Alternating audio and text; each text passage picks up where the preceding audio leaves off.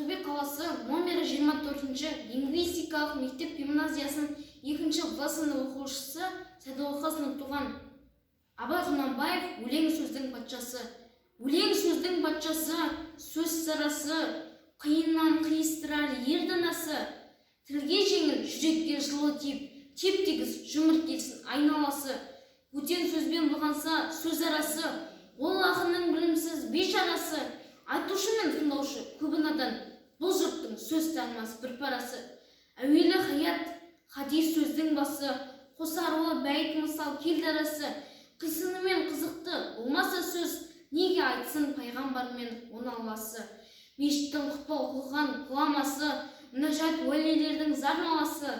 Бір сөзін бір сөзіне қиыстырар, әрбірі келгенше өз шамасы.